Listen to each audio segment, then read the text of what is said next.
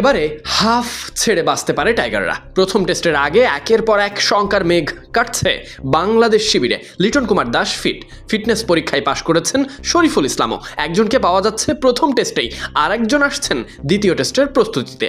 সব হিসেব নিকেশ প্রায় শেষের দিকে, বাকি শুধু মাঠে নামার অপেক্ষা। রাত পেরোলেই অস্ট্রেলিয়ার বিপক্ষে বহুল প্রতীক্ষিত টেস্টের লড়াই। ডারউইনে বাংলাদেশের সামনে নতুন চ্যালেঞ্জ, আর সেই চ্যালেঞ্জের আগে দল নিয়েছিল একাধিক প্রশ্ন। বিশেষ করে লিটন কুমার দাসের ফিটনেস নিয়েছিল অপেক্ষা। শেষ পর্যন্ত ম্যাচের আগের দিন মিলল সুখবর, ফিট ঘোষণা করা হয়েছে লিটনকে। অর্থাৎ আগামীকাল টেস্টে অস্ট্রেলিয়ার বিপক্ষে প্রথম টেস্টেই মাঠে নামার অপেক্ষায় পুরোপুরি লিটন। স্বস্তির খবরটুকু শুধু লিটনেই থেমে নেই। ফিটনেস পরীক্ষায় সফল হয়েছেন বাঁহাতি পেসার শরীফুল ইসলামও। প্রথম টেস্টের জন্য নয়, দ্বিতীয় টেস্টকে সামনে রেখে দলের সঙ্গে যোগ দেবেন তিনি। আজ রাতেই অস্ট্রেলিয়ার উদ্দেশ্যে উড়াল দিবেন শরীফুল ইসলাম। সেখানে পৌঁছে দলের সঙ্গে প্রস্তুতিতে যোগ দিবেন, নিজেকে তৈরি করবেন দ্বিতীয় টেস্টের জন্য। এদিকে স্কোয়াডে না জায়গা পাওয়া জাকির আলী অনিক এবং মুশফিক হাসান ফিরেছেন বাংলাদেশে।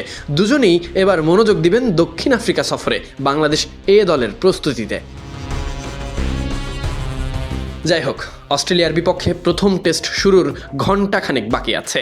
একদিকে লিটনের ফিট হয়ে ফেরার স্বস্তি, অন্যদিকে দ্বিতীয় টেস্টের আগে শরীফুলকে পাওয়ার নতুন আশা। এর মাঝে খানিকটা কি হতাশা জাকির আলী অনিক আর মুশফিকের ফেরা?